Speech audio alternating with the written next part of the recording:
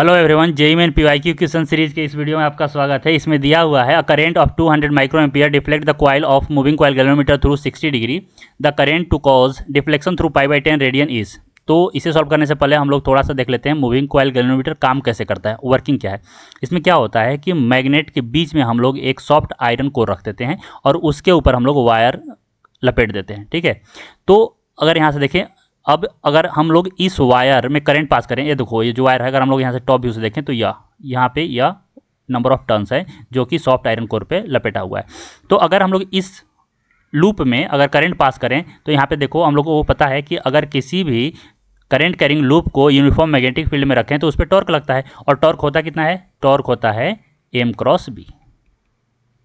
ठीक है, और इसे हम लोग लिख सकते हैं, अगर मैग्नीट्यूड का बात करें हम लोग यहाँ पे, तो यहाँ पे आएगा tau is equal to mb sine alpha. Alpha क्या है? Angle between m and b, और इस केस में अल्फा जो होता है वह 90 डिग्री होता है।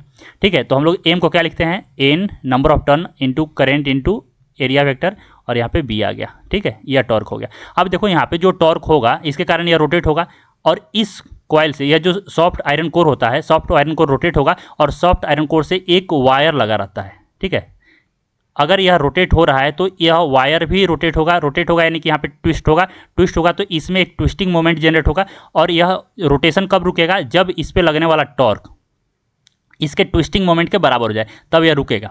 ठीक है, तो यहाँ पे मिरर से हम लोग बता सकते हैं कि वहाँ पे जो ट्विस्टिंग मोमेंट हुआ वह कितना है, यानी कि यहाँ पे जो वायर ट्विस्ट किया वह कितना एंगल रोटेट किया।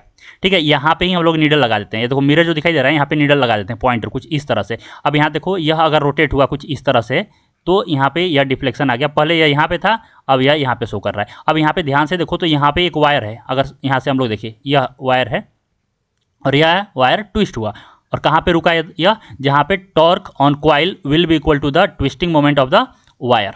ठीक है, तो इसी को हम लोग लिख देते हैं सी थीटा। थीटा क्या है? Twisting angle of the wire. तो यहाँ से हम लोग लिखते हैं I is equal to CNAB, और यह हो गया थीटा। यहाँ से यह क्या होता है? यह CNAB यह कांस्टेंट होता है। C क्या होता है? तो twisting constant of the wire. ठीक है, N total number of turns on the soft iron core, A area उसका लूप का एरिया, और B मैग्नेटिक फील्ड जो कि यहाँ पे नॉर्थ और साउथ पोल क्रिएट कर रहे हैं। तो यहाँ से हम लोग बोल सकते हैं, यहाँ से क्या आ गया? I is equal to K theta. यह होता है मूविंग कॉइल गैल्वेनोमीटर में।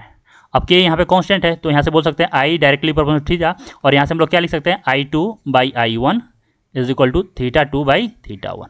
अब यहाँ पे देखो θ2 कितना दिया है, तो यहाँ पे दिया है π/10, यह हो गया। अब θ1 कितना है? तो यहाँ 60 डिग्री यानी कि π/3।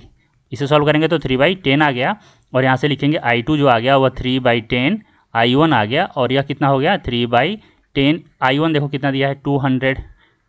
200। अगर इसे सॉल्व करेंगे तो यहाँ से आ गया 60 माइक्रो एम्पियर, यानी जो अपना ऑप्शन होगा वह थर्ड ऑप्शन होगा। तो अगर वीडियो आपको पसंद आया तो वीडियो को लाइक कीजिए, चैनल को सब्सक्राइब कीजिए। कुछ पूछना है तो कमेंट सेक्शन में मेंशन कीजिए, मैं रिप्लाई जरूर करूँगा। आज के लिए इतना ही, थैंक यू सो मच।